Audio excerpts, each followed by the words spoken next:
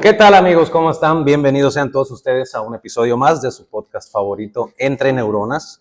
Como ustedes saben, ¿verdad? Nos encontramos el día de hoy pues en la clínica de rehabilitación Adictus. Como saben, y no es ningún secreto, pues yo les he compartido, ¿verdad? Que yo vivo en esta clínica de rehabilitación, yo trabajo en esta clínica de rehabilitación.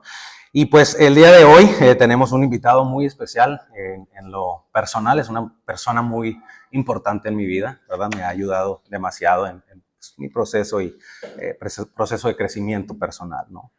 Él es licenciado en educación primaria, licenciado en derecho, empresario y visionario, con una especialidad en el área de tratamiento y prevención de adicciones. Se ha dedicado a impulsar y promover el deporte en la ciudad. Actualmente es estudiante de la licenciatura en psicología en la Universidad Autónoma de Baja California, logrando al día de hoy éxito en proyectos de emprendimiento. Es director y fundador de la comunidad terapéutica en atención, prevención y psicoeducación en adicciones, Carlos Alfonso García Romero. ¿Cómo estás, profe? Hola, mucho gusto. Muy bien. Nunca he puesto atención a mi currículum. Se vaya viendo. No, me siento bien, estoy tranquilo y contento de estar aquí con ustedes. Muy bien.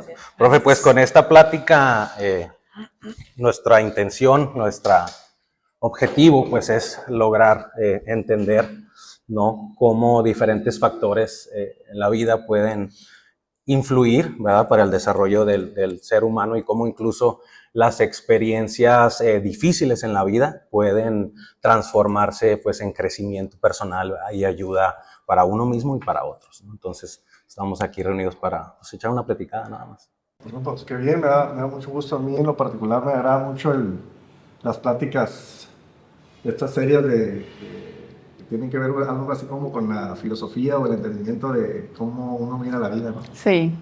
Y yo le digo a mis alumnos que muchas de las veces nos sentamos pocas veces a hablar seriamente a veces de lo que nosotros queremos o cómo miramos o cómo nos miramos en cierto tiempo. Uh-huh. Y yo es lo que trato de promover mucho con la gente que está a mi cargo o que me acompañan en algún proceso de trabajo o en un proceso de recuperación, y pues estoy contento y bienvenidos. No sé, iniciemos con... Sí, muchas gracias. Las preguntas que estoy bien puesto, ¿no? Perfecto. Me llama la atención eso que comenta, profe, del tema de qué es lo que nos forma, ¿no? O la versión que nosotros creemos de nosotros mismos, ¿no? Y creo que la primer construcción de autoimagen es en la infancia. Tal vez en ese momento no estamos conscientes de qué versión teníamos, pero cuando la recordamos de adultos, decimos, yo recuerdo, me gusta esta versión de niño que fui en esta etapa. ¿Cuál es la versión que recuerda, que es la que más recuerda con amor? Pues la etapa de mi niñez fue una etapa que realmente la disfruté mucho porque siento que tenía a mi lado las figuras pues, que son más importantes para un ser humano, uh-huh, que es el papá y la mamá. Y yo no podía entender a lo mejor en ese momento si había algún problema dentro del ecosistema familiar, porque no le prestaba esa atención por estar jugando, que es lo que hace un niño, ¿no? Estar participando en el deporte, en jugar en la casa con juguetes, en el brincar, saltar, uh-huh, jugar a banda, en amarrarme capas y brincar. Uh-huh. O sea, siempre fui un niño hiperactivo, pero muy feliz. Sin embargo, ahora me doy cuenta que también en esa felicidad que yo viví, uh-huh, mi papá fue una figura muy preponderante en mi desarrollo porque me consentía en todo lo que yo hacía. Y para aquel tiempo, pues para mí eso era genial, ¿verdad? Claro. Porque si yo quería un juguete o quería algo, todos me compraban. ¿Eras el hijo mayor o el más chico? ¿El menor? Ok. No, ¿de cuántos hermanos, perdón? 4. Ok. Uh-huh. 4. Y para ese tiempo, pues mis hermanos me cuidaban y yo no me daba cuenta que mis hermanos de alguna otra manera como envidiaban mi zona de desarrollo, ¿no? De la etapa de ese desarrollo que yo llevaba. Y entonces, pues prácticamente en esa etapa los niños no nos damos cuenta, no miramos mucho hacia alrededor, sino que miramos nomás lo que nosotros queremos. O sea, es una parte como muy egoísta, ¿no? Y yo estaba muy contento. Sin embargo, al tiempo me doy cuenta después de muchos años, porque uno no lo logra ver, que esa etapa, a final de cuentas, fue una etapa en la cual a mí me trajo muchos problemas posteriormente por querer siempre tener la razón, por querer obtener siempre o sentirme merecedor de todas las cosas que se me daban. Entonces, este tipo de cosas, una vez nunca logra, las personas no logramos, en mi caso sí, gracias a Dios, no logramos identificar. ¿En qué momento? ¿En qué momento? Entonces, con la pareja, con los amigos, o sea, nos causan ciertas problemáticas en que si vamos a hacer una tarea, yo quiero hacer lo que yo digo, salirme con la mía, y si no, pues puedo hacer berrinche, enojarme, dejar de hablar, o castigar a la otra persona con sentirse así como molesto y agredido. Y esa parte es muy difícil a través del tiempo poderla identificar. A mí me costó mucho trabajo, pero sí me hizo muy feliz en su momento. Sí, claro. Oye, Carlos, con esto no quiero dar por hecho, ¿no? Pero ¿cómo te fue con esos patrones en la adolescencia? Pues ya en la adolescencia vino a cambiar una cuestión así como de dolor, porque cuando mis papás se divorcian, yo empiezo a tener una convivencia con mi papá. Mi papá se va a Tijuana, de hecho. Ahí se fue a vivir ahí por se llama Fortín de las Flores. Y mi mamá me ponía a mí en el camión en aquel tiempo, y las 5:10 era cuando iniciaba. Entonces yo llegaba y me bajaba ahí, y mi papá me recogía ahí, y me iba cada 15 días con mi papá. Entonces yo no lograba entender que, por decir, cuando yo llegaba con mi papá siempre tenía una novia diferente, por ejemplo. Ok. Y pues llegaba aquí con mi mamá y era cumplir reglas, el estar con disciplinas, el hacer tareas, y con mi papá era, pues cruzábamos ahí a Chulavista, que el McDonald's, máquinas de bateo, juegos, go-karts, y pues, era pura diversión. Seguía siendo permisivo como lo era contigo en la infancia. Exactamente, pero no me gustaba eso de que llegaba y encontraba a otras personas ahí que no eran mi mamá, pues. Entonces así como que sí había como un enojo de alguna u otra manera, y mi papá tampoco me explicaba tanto la relación esa pues sentimental o sexual que él tenía con estas personas, y yo asumía respuestas mías, ¿no? O sea, yo me contestaba cosas que al final de cuentas no tenía como la capacidad en ese momento de entenderlas. Entonces sí, sacaba mis propias conclusiones, y por lo regular eran conclusiones, alguna que otra acertada, como pues a quién le va a gustar ver a tu papá o tu mamá con otras personas cuando no has madurado, no has entendido del todo el rompimiento de la relación, o no has ido ni a terapia, pues. En aquel tiempo no se acostumbraba. Y pues también me marcó esa etapa así como de dolor, de molestia, de inconformidad, de intranquilidad, de ansiedad, ¿verdad? Y bueno, pues fue cuando tuve mis primeros contactos con sustancias. Sin buscarlas, o sea, no fue el hecho de, ay, estoy sufriendo mucho, como era fumar un cigarro de marihuana, no, las conocí por casualidad, ¿no? Y pues las probé por curiosidad. Disculpe, más o menos ¿a qué edad más o menos empezó con eso de la adicción? A los 14 años probé lo que es el tabaco y pues la droga permitida, que es el alcohol, también a esa edad, y luego posteriormente a los 15 años la marihuana. Con fines recreativos, ¿no? Al principio siempre. Pues en el tiempo que yo probé la marihuana, el que era marihuana era lo peor, ¿eh? O sea, como ahorita el que le usa cristal. Era un té por 8, ¿verdad? Digamos, nos ponemos al contexto de los años 80, y el que fumaba marihuana era el malandro, el ratero, el que veía sí, ahora no, o sea, ahora el marihuana es acá, ¿no? High social. Sí, es para relajarse, sí. Cambió el contexto, pues. Me decía mi mamá, no, que mira el marihuano ese. Y yo, no, espérate, ese es un vagabundo, marihuano soy yo. El marihuano soy yo. Sí, o sea, se imaginan como esa parte, ¿no? Y ahora ya está más romantizado ese tema, ¿no? Sí, ¿Cree que esa etapa fue crucial en el resto de su vida? Es decir, tal vez si sus papás no se hubieran divorciado, o esto ya venía desde la formación permisiva que tenía desde pequeño. Yo pienso, sí, o sea, fue muy trascendental el hecho de la separación de mis padres y que yo, a esas edades, yo no haya tomado una terapia ni ellos. Ok. O sea, creo que la vida, a final de cuentas, es información, ¿no?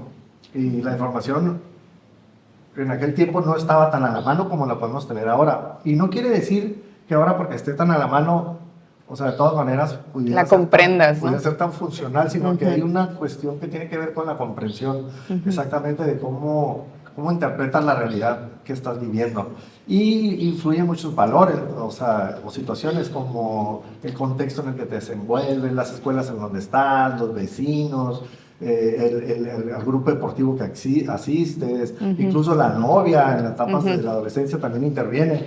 Y lo que sí me he dado cuenta que nosotros, o yo al menos, o sea, porque no he hecho ninguna investigación, pero al menos yo busco o he buscado siempre personas similares a mí sin darme cuenta. O Bien. sea, desde el noviazgo y los amigos, o sea, uno como que trae un radar y va identificando, o sea, papás divorciados, y como que ahí se va uno encontrando un nicho en el cual se puede uno La comodidad, ¿no? empezar a sentir cómodo, a gusto, ajá. y encontrar situaciones similares. Eso definitivamente es lo que yo he percibido. ¿Qué patrones identifica que ha estado repitiendo por parte de su papá? Siendo una figura que se convirtió como en un salvavidas, o el que le daba la vida bonita, por así decirlo, que ahorita identifica y dice, no, pues esto viene de mi papá. Pues una de las cosas más graves que me ha causado bastantes problemas son las infidelidades. Y creo que lo que no me gustaba de mi papá, a final de cuentas terminé haciéndolo. Porque yo recuerdo una de las veces que mi papá era supervisor escolar, o sea, tenía a su cargo varias escuelas. Y una de las veces yo recuerdo que mi mamá fue y me dejó en la supervisión y estaba una maestra ahí, pues que era maestra, pues porque después me di cuenta que era maestra. Cuando llegué se estaban besando. Oh, wow. Entonces mi papá está casado, pero en ese momento como que no le puse tanta atención o me bloqueé. Pero ya después me di cuenta pues que mi papá era infiel, ¿no? O sea, ya en los análisis como uno se va desarrollando. Y ya cuando iba allá y yo lo miraba con diferentes mujeres, pues me di cuenta pues que mi papá tenía una inestabilidad emocional y que no podía estar con una sola persona. Y no es porque yo vea como que sea malo o bueno a final de cuentas, pero en los contextos y en los entornos y en el desarrollo social en el que nos encontrábamos en ese momento era una situación muy, muy marcada para mí. Y también era como muy normal en aquella época que el hombre hiciera eso. Pero yo ahora a través del tiempo me doy cuenta que a final de cuentas no hay nada normal o anormal, porque pues, los estándares a final de cuentas los dicta ciertos grupos, puede venir siendo como la iglesia, grupos en los cuales que alrededor tratan de permear una sociedad que no digo que está mal, pero que a final de cuentas no podemos estar de acuerdo con ellos. Estamos o podemos estar de acuerdo. Pero en aquel momento yo sí vi llorando a mi mamá varias veces y yo creo que cuando uno mira a un hijo, una mamá, un hermano, pues como destrozado, como que se impacta en uno, ¿no? Sí, claro. Eso no es algo bueno. Y eso es a veces lo que yo me pregunto, cómo algo que no me gustó de mi papá me formó ese patrón de conducta y también lo practiqué. Y es una de las cosas con las que más estoy trabajando ahorita en mi momento actual, de poder ser una persona, no estar cargando con una situación de algo que no está bien. Si tienes una pareja, tienes que, al menos yo tengo que buscar como no sentirme culpable por algo que pueda estar haciendo, porque ahí me lleva a mi etapa de adolescencia y es cuando puedo resentir algo que no me gustó en aquel momento. Y Sí, está claro. difícil. Oye, profe, una pregunta. Y más allá de los patrones de conducta que mencionas de tu padre, ¿no? Con infidelidad y todo eso, ¿hubo problemas de adicción en tu familia? O sea, ¿alguien, tus papás o alguien fue adicto también? Por el lado de mi papá, no. O sea, si nosotros podemos dividir las adicciones, yo las dividiría de esta manera, ¿no? Un poquito en lo que yo conozco. O sea, si hablamos de adicciones a sustancias, no había adicciones a sustancias. Claro. Si hablamos de adicciones e impulsos, sí había adicciones e impulsos, pues el ser infiel es un impulso. Sí. Se volvió una adicción por parte de mi papá, ¿no? Entonces sí había esa parte, ¿no? Y también, si lo ponemos un poquito más a las adicciones a las personas, que es lo que estoy estudiando Sí, ahorita, qué había, interesante. porque mi mamá pues no terminaba mi papá o no se desprendía, duró muchos años casado con él por la codependencia hacia él. Entonces había una adicción a una persona. Qué interesante. Porque escuchamos la palabra adicción y luego pensamos en En droga. droga. Es que me llama mucho la atención eso porque tengo un diagnóstico de TLP de alto grado y prácticamente mi tratamiento tiene que ver con una desintoxicación emocional. Y en lo que estoy trabajando es en quedarme en una relación, no buscar ese rush de me voy de viaje, me voy de compras, no consumo absolutamente nada, no fumo, no tomo, pero estoy consciente que tengo una adicción emocional y tengo que identificar mi conducta previa a cometer el error. Exacto. Entonces, esa parte es como bien intensa, ¿no? Y referente, volviendo al tema de la influencia de todo esto, veníamos platicando ahorita Lupita y yo en el camino, temas así personales como de cuando se separan y luego que los papás quieren, justamente como le pasó a usted, de que quieren llevarlo con la otra pareja y con la novia y como que quieren integrar una nueva familia a una edad en la que nosotros no entendemos, ¿no? O sea, no sé, tú le puedes hablar un poquito más de... Sí, pues yo viví algo similar. Yo no supe que crecí con mi padrastro, vaya. No sabía que tenía un papá biológico. Cuando lo conozco, pues el señor me dice de que ven a conocer a mi familia y me impactó. Entonces, pues, no sé si a usted lo haya llevado por las adicciones, ¿cómo planteó la pregunta? ¿Este factor fue el que lo llevó a las adicciones o ya venían desde antes, desde que se divorciaron o desde que él lo encontró con una novia o fueron los amigos? O eso es lo que yo quisiera saber. ¿Qué factor fue el que lo llevó a la adicción, pero de la droga? Okay, de la sustancia. Sí, de la sustancia.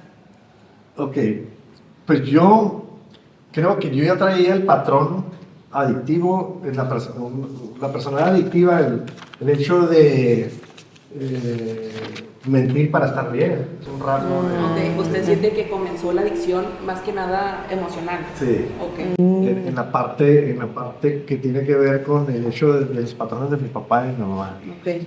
Un ejemplo, y luego mi mamá siempre ha sido una persona muy disciplinada en la limpieza.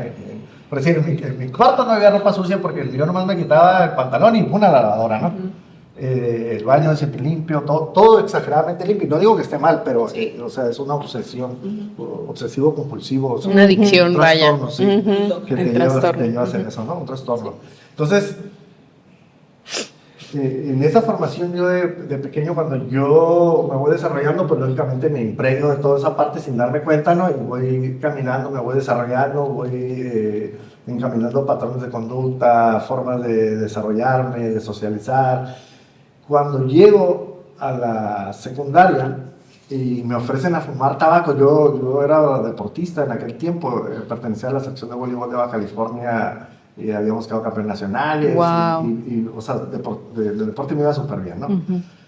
Y me dice un compañero que me invita a fumar cigarro, pero yo me daba cuenta que nosotros los deportistas éramos unas personas como admiradas por cierto grupo de personas. Sí. Los maestros, las personas como estudiosas, o sea, una cierta característica de personas. Y las personas que fumaban cigarro y las personas como que se vestían diferente a una normalidad, no sé qué le puedo decir. Los surfers tenían fama de marihuanos, por ejemplo, en el tiempo cuando yo estaba, ¿no?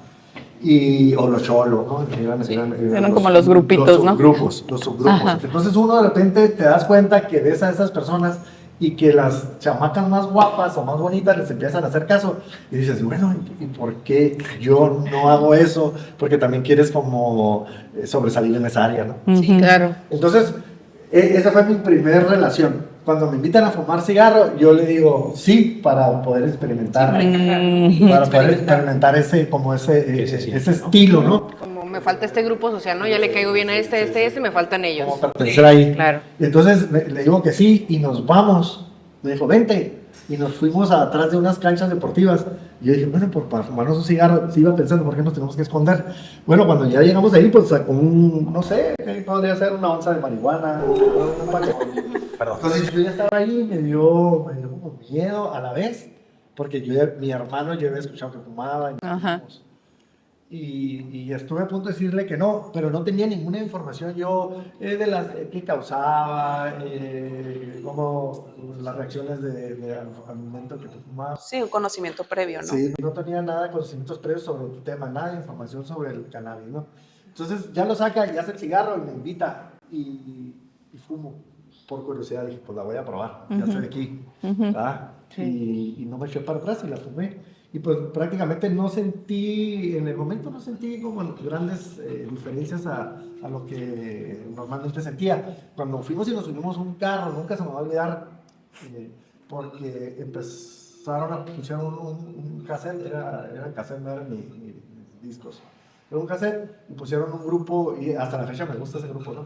De rock, en inglés se llama Police, de Police se llama el grupo. Entonces pusieron ese grupo y empecé a escuchar la música y empecé a escuchar los sonidos muy nítidos.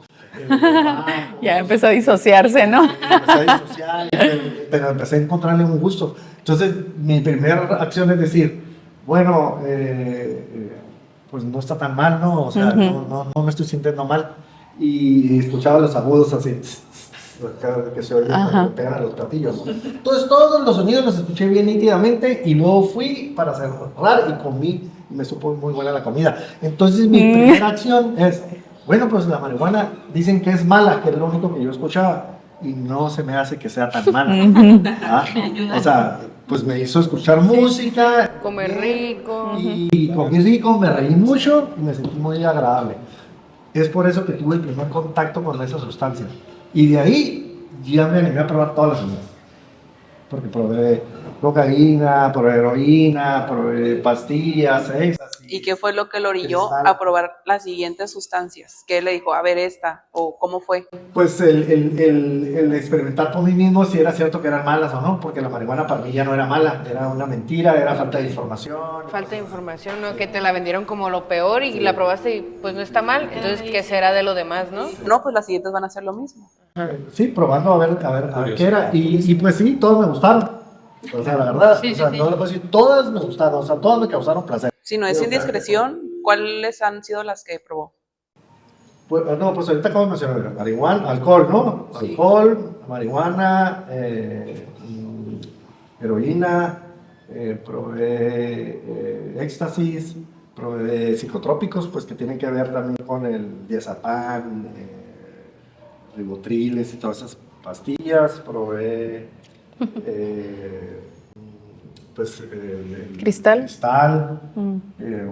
Uno que se llama Sherman, varias drogas químicas que yo tengo primos en Estados Unidos, íbamos y siempre sacaban una droga nueva, ¿no?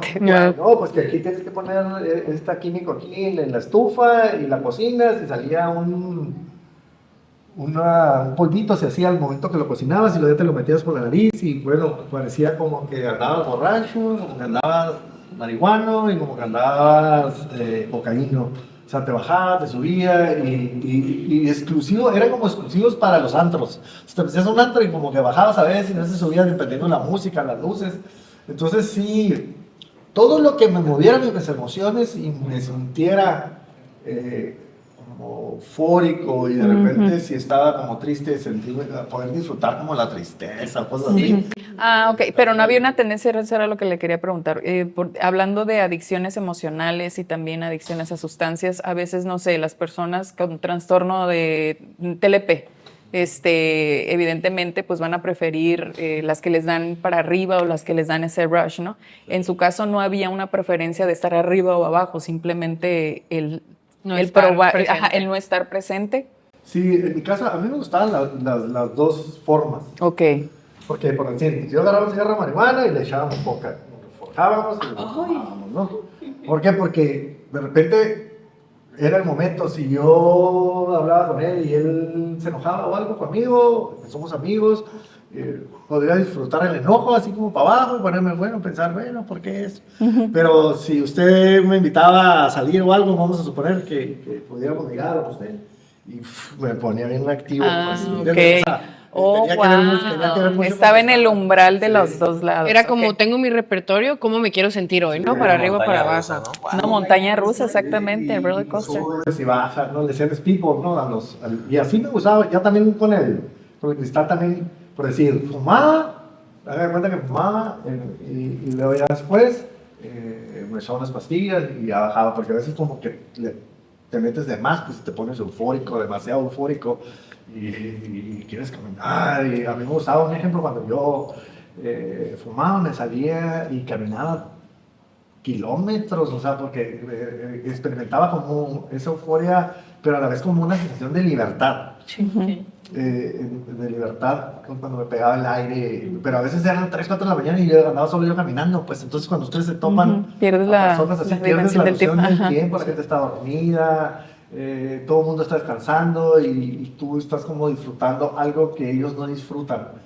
A veces el amanecer cuando va saliendo era algo como que de las cosas que más me gustaba al momento que consumías. Oye, profe, ahorita estamos hablando de las puras chilas, ¿no? Las sensaciones de la droga y todo, pero ¿cuándo se empieza a tornar, ahora sí que del lado, pues, de la realidad, en realidad, de las adicciones, o sea, del lado oscuro de la... Pues esa es la etapa como de pompa y poderío, ¿no? Que se dice en este ámbito y que no ves las consecuencias que te está causando el consumo de las sustancias. Porque no lo ves tanto así, porque desde que has estado consumiendo, desde antes ya estabas sufriendo y no te dabas cuenta. Entonces fue pompa y poderío porque te anestesió todo aquello que te había causado el dolor en esa etapa del desarrollo de la adolescencia y de la niñez, y de alguna otra manera la tenías tapada inconscientemente porque te la estás pasando a toda dar, o a toda madre. Bueno, cuando ya viene en crecimiento la adicción a las sustancias, ¿estamos de acuerdo? La adicción a las sustancias. Empiezas a sentir pues, los síndromes de abstinencia cuando tú dejas de consumir, te empieza a doler más la cabeza, empiezas más con enojos, con problemas con la familia, y luego cuando ya estás casado pues con la esposa. Y si uno, bueno y sano, fíjese bien, toma malas decisiones al momento de que emocionalmente no está bien uno, ahora drogado, por lo regular, las decisiones que tomas por lo regular son decisiones malas, porque están basadas únicamente en el impulso y en el deseo y en el placer. Claro. Y no todo lo que nos da placer nos conviene, pues. ¿Estamos de acuerdo? Sí, claro. O sea, 100%. no todo lo que nos da placer nos conviene. Entonces, me empezó a tener consecuencias yo a través de creer que yo tenía un control de las sustancias y que pues era una persona muy fuerte y que nada me podía pasar. Tengo un contacto con una droga que realmente me hizo tocar fondo y darme cuenta que jamás tuve el control como yo pensaba, que es el cristal. Como muchos de mis amigos se murieron y quedaron locos y destrozó familias, vino a destruir el tejido social. Sí, fue de las primeras que empezaron de drogas duras que empezaron a deteriorar la sociedad, ¿no? Pero algo exageradamente de nuestro contexto. En los 90s. Muchos, a finales 80s, principios de los 90s, sí. mucha gente murió, muchos amigos míos están locos en las calles, que nos conocimos en la secundaria, en la preparatoria, y entonces yo gracias a Dios, por eso gracias a Dios pude salir de esa situación, pero me tocó de tener una carrera, llegar a estar durmiendo en un carro, o dormir en la calle, perder mi trabajo, perder mi familia y perderme a mí mismo totalmente, o sea, estar sufriendo, pensando que ya no había oportunidad de poder salir adelante. Y yo tenía 40 años cuando paré. Entonces prácticamente a la mitad de la vida promedio de este país. Entonces los últimos otros 40 años yo decía, pues yo ya no puedo hacer nada, ¿no? O sea, era lo mismo. Entonces esa parte sí fue demasiado fuerte para mí. Sin embargo, es lo que me tiene de pie el día de hoy.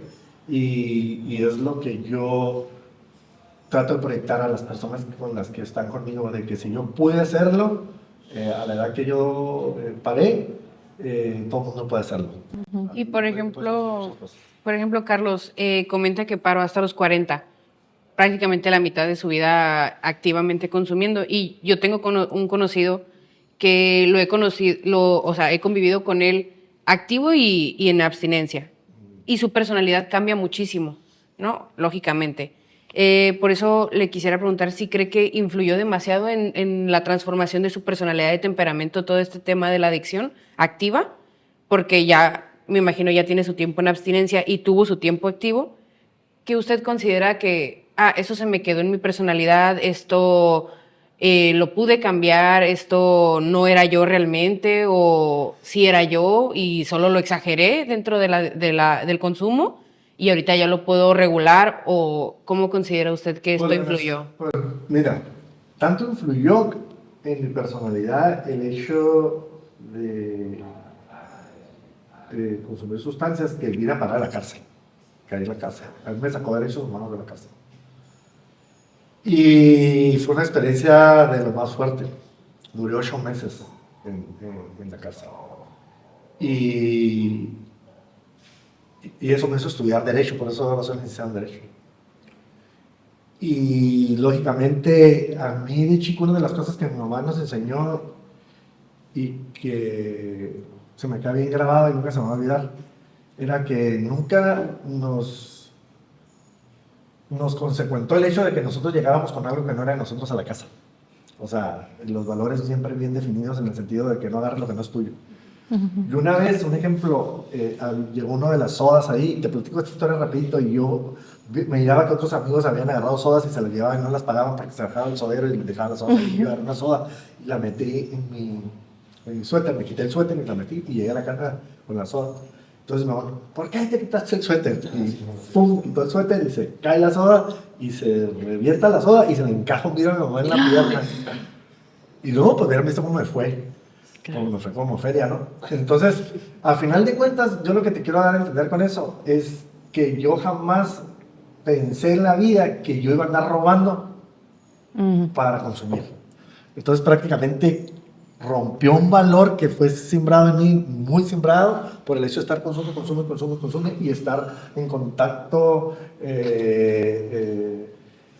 socialización con personas que ya lo estaban haciendo y que yo también lo normalicé y dije, pues no pasa nada. Claro. Y al final de cuentas, la consecuencia aquella que me sucedió del vidrio a mi mamá en la pierna y de la fría que me dieron por haber agarrado eso, pues fue la consecuencia de ir a parar de ir a parar otra vez ir a parar otra vez a un lugar privado de mi libertad por una situación que yo había cometido. Una vez. No, la cárcel. No, el anexo a final de cuentas es donde vine a cambiar. Aquí me prestó la oportunidad, pero ir a parar a la cárcel. Y la verdad, yo lo platico y lo digo sin ningún tipo de prejuicio hacia mí ni hacia nadie, porque siento, al contrario, siento que una persona como yo, que puede detener el consumo y que puede hacer ese tipo de cambios, de no volver a agarrar algo que no es tuyo, o sea, se vuelve una persona de admiración y respeto, ¿verdad? Porque al final de cuentas no se trata del hecho de que tú pienses que porque hiciste algo vas a quedar marcado toda tu vida para eso. No creo, eso yo no lo creo. Yo creo que las personas muchas veces tenemos que caernos y embarrarnos en algún lugar porque no queremos entender. Y ahí está la oportunidad de cambio, y el cambio sí se puede hacer. Justo es la pregunta. Le quería preguntar que si creía que la gente puede cambiar completamente o solo reprimir o expandir rasgos o realmente cambiar, ¿no? De raíz. Sí puedes cambiar, sí puedes cambiar. Hay cosas como un ejemplo como de personalidad en cierto momento, como tú bien sabes que nosotros tenemos cuestiones de temperamento. Y que no tiene que ver con el carácter, pues. Claro. O sea, el temperamento es una parte ya genética que nosotros tenemos, que no tiene que ver con el carácter. y que son rasgos de nosotros por cuestión genética, ¿no? Y que puede incluso ser como tener una forma de hablar o de mirar muy penetrante Sí. o Reaccionar. o las formas de reaccionar. Pero el carácter sí nos va moldeando un poco esa parte, conforme vamos adquiriendo ese carácter, vamos formando nuestra personalidad. Entonces sí podemos cambiar. El que piensa que no puede cambiar, pues entonces yo pienso que se tiene que dedicar a otra cosa, ¿no? Creo que sí se batalla para cambiar y a través de ese temperamento quedan ciertos rasgos que la gente dice, no, que come huevo o que le quemen el hocico y cosas así. Pues es que yo creo que tienen una experiencia muy personal y yo no me voy a poner a debatir con ellos, ¿no? De que si lo creen o no. Yo voy a hablar de lo que a mí me ha pasado y de lo que yo he visto en algunos compañeros que han cambiado totalmente su vida, se han vuelto en personas funcionales, en personas que ayudan a sus familias, en personas que al final de cuentas está la mamá, un ejemplo, y están todos los hermanos, y alguien tiene que cuidar a la mamá y los hermanos no son adictos a sustancias. Y la persona que realmente sí vivió toda esa experiencia hace el cambio y es el que se queda a cuidar, por ejemplo. Y todos los demás dicen, bueno, pues de una manera consciente, qué bueno que él lo haga, ¿no? Sí. Pero sí creo y tengo la convicción que sí hay un cambio. Muy bien. Sí, justamente ahorita nos contaba que una de las cosas más fuertes que le ha pasado es el haber pisado la cárcel, ¿no? Pero dentro de al día de hoy, ¿qué es lo que usted considera que ha sido el momento más difícil de su vida, por decir, a lo mejor parte del tocar fondo, que hasta el día de hoy considere que es el momento más difícil que lo haya marcado? A mí, pues son varios, pero o sea, uno de los momentos así fuertes pues fue ese, ¿no? El hecho de pisar Cerezo. Otro fue un accidente que tuve que acabó con mi vida deportiva, que por ir fumando marihuana tuve un accidente de carretera y me pierdo la vida.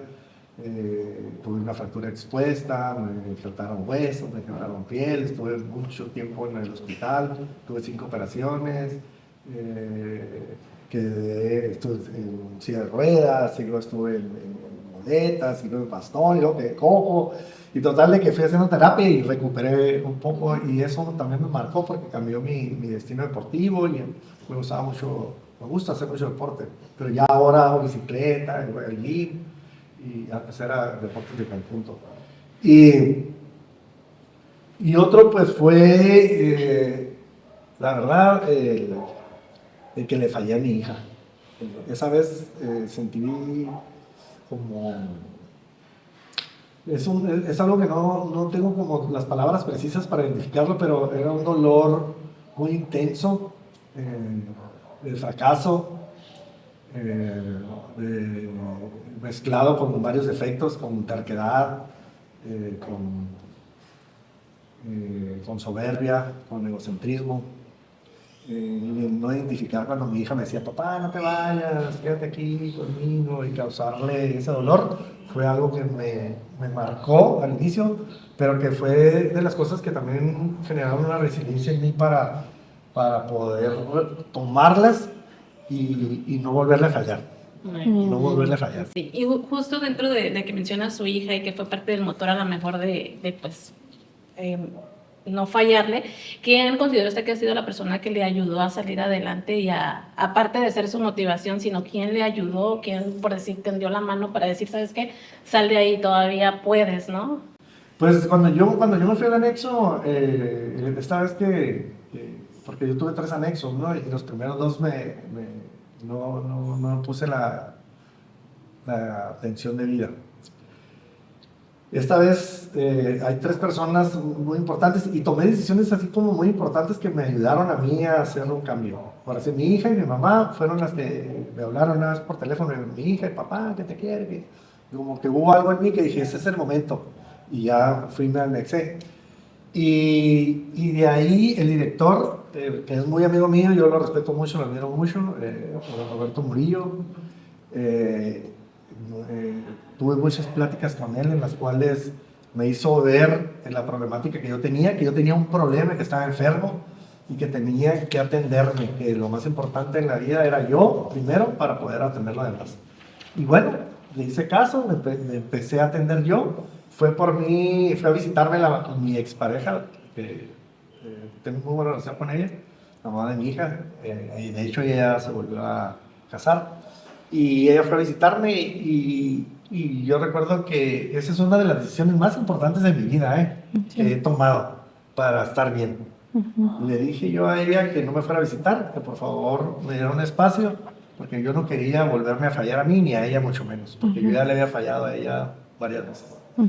Y que yo quería estar bien y que le iba a echar todas las ganas, y que en su momento, pues si las cosas se daban, pues estaba bien, pero ella me dijo que entendiera que después de eso que yo le estaba diciendo, ella no iba a estar dispuesta para mí, que porque si se encontraba a alguien, pues ella podía volver a hacer otra relación.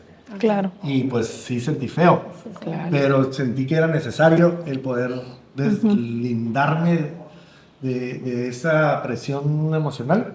Y creo que fue la mejor decisión que tomé en ese momento. Y ella está felizmente casada y yo también estoy feliz con la vida que llevo el día de hoy. Súper. Y ahí demuestro eso de que al final de cuentas uno tiene que tomar decisiones en base a lo que uno requiere y no lo que uno quiere, porque en ese momento yo hubiera querido Sí. volver con ella, Sí. pero no. Placer Es lo que inmediato, quieres, ¿no? pero no lo que necesitas, ¿no? Exactamente. Oye, profe, y pues ya para ir más o menos cerrando, ¿va? Porque no te queremos quitar mucho de tu tiempo, ¿va? Pero si me pudieras dar una reflexión, un análisis, ¿no? Final acerca de todo este sufrimiento que al fin de cuentas la adicción es a lo único que lleva, ¿no? Todo este sufrimiento que tú sentiste y del cual pudiste salir, ¿no? Siendo pues, un hombre resiliente y todo. ¿Qué aprendiste de este sufrimiento y cómo transformas hoy tus experiencias para ayudar a otros? Pues mira, yo lo que aprendí de esto es que nadie puede dar lo que no tiene. Wow. Entonces, cuando uno no tiene amor propio, cuando uno no tiene responsabilidad hacia uno, cuando uno no tiene esa dignidad que debe tener una persona, esa honorabilidad y respeto hacia uno, no puedes dárselo a los demás, ni mucho menos a la sociedad en la que estás. Entonces, cuando uno aprende a voltear hacia adentro de uno y darse ese tipo de valores y practicarlos con uno, no nomás conocerlos, puedes empezar a dar lo demás. ¿Verdad? Entonces no podemos dar lo que no tenemos. Y eso es lo que yo he aprendido. ¿Quién es, Resumido en esto. para cerrar, profe, quién es hoy, durante mucho tiempo y por la edad tan temprana en la que empezó, su identidad tal vez fue definida por lo que le causaban los estupefacientes, ¿no? Pero ¿quién es hoy, Carlos? ¿Quién es hoy? Pues yo soy un hombre de 56 años, tengo 56 años, que busca constantemente estar tranquilo, busco tener paz. Soy una persona que también me gusta prepararme, que a través de la vida me di cuenta que el no estar informado de lo que sucede dentro de mí y de lo que sucede en mi exterior, no prestar atención cuando genero algún pensamiento y lo traigo ahí y a veces como que lo dejo a un lado, no me deja nada bueno. Entonces, o me lleva a hacer cosas que no debo de hacer. Y soy una persona que tengo una visión como de ir acompañado de personas que han decidido lo mismo que yo o decidieron lo mismo que yo en meterse a un mundo de drogas por ignorancia, por curiosidad, y que ellos puedan sentirse que no están solos, porque yo mucho tiempo me sentí solo, sentía que no podía y lo quería hacer solo y no lograba tener los resultados de estar bien. Porque dentro de todos nosotros de repente hemos soñado viajes, hemos soñado cuestiones materiales, hemos soñado inclusive ser famosos y cosas de ese tipo, ¿no? y creo que es como una cuestión que tiene que ver con la parte del placer del ser humano. Sin embargo, yo me he dado cuenta que a través de como de esos subgrupos que nos vamos perteneciendo a través del tiempo, que yo he pertenecido a muchos subgrupos, yo me quedo en el grupo que estoy ahorita, porque siento que soy una persona como que me siento muy útil en el poder darle la mano y quitarme a lo mejor la camisa o aventarme al hoyo donde está la persona necesitada, como yo estuve, y poderlo sacar, porque yo ya sé salir de ahí. Y hay personas que a veces se quieren aventar a sacar a alguien, Y no pero no saben. saben cómo salir. Ya. Y ahí se quedan. Entonces, ese soy yo. A mí yo sí quisiera cerrar pues nada más dándote las gracias por tu tiempo. Eres una persona, pues como lo mencioné al principio, ¿no? Muy importante en mi vida porque pues me has ayudado precisamente pues, a salir adelante, ¿no? Es la segunda vez que yo estoy aquí contigo y te agradezco mucho todo lo que haces por mí y por pues todos mis demás compañeros. Pues yo también, ya para terminar, les quiero dar las gracias a cada uno de ustedes, ¿no? Por estar aquí presentes conmigo y bueno, y también por tomarme en cuenta, por ser elegido, ¿no? para este trabajo en la escuela, y espero les haya servido, ¿no? Sí, muchísimo. Y sobre todo para la vida personal también. Claro. Sí. Lo que escuchaba de repente lo vi como reflejado en un familiar que tengo. Entonces dije, ciertamente es como que parte de las etapas que él está viviendo y esperemos el día de mañana también verlo por ahí. De ese contar lado, esa de historia. ese lado de la Sí. moneda. De ese mismo lado y decir, bueno, es parte del proceso, pero llegamos a ese lado de la historia, ¿no? Entonces sí, espero que bueno, que les sirvió y pues la verdad yo estoy muy contento de tenerlos aquí, de poderlos haber recibido aquí en su humilde casa y que pues no sea la última vez. Cuando ustedes gusten venir, cuando quieran llegar aquí a este lugar por alguna situación, alguna investigación, no sé, cualquier cosa, tienen las puertas abiertas. Aquí con el señor Vindiola pues pueden obtener mi teléfono. Muchas gracias. Y pues toda la orden y pues ojalá... Esperemos que no como pacientes. Ya me querían dejar aquí. Decían, esto es una intervención. ¿Yo qué? Ya traemos, traemos las maletas. Tráiganle las pantuflas, profe, las chanclas. Y no, pues todo bien y muchas gracias. Yo ahorita voy a hacer una tarea precisamente, terminando aquí con ustedes, viendo unos compañeros de mi salón, voy a hacer una tarea. Ah, buenísimo. Y pues yo la verdad todo lo que es aprendizaje y cómo se llama, convivencia y plática que tenga que ver con recuperación o cuestiones de filosofía, pues me encanta. Y si yo fuera su maestro, pues yo les pongo un 10. Bien, muchísimas gracias. Gracias, profe. También yo le quiero agradecer porque siento que casi no participé, pero la verdad es que yo le estaba poniendo mucha atención porque mi hermano es adicto, entonces a mí lo que no me gusta es que encasillen a la persona adicta en eso, ¿no? En tu crecimiento personal, tu línea de vida, todo tiene que ver con que fuiste adicto. A mí me llama mucho la atención que quién es Carlos ahorita, una persona que tiene paz, independientemente de lo que haya pasado, ¿no? Sea cual sea su línea de vida, que claro que es importante.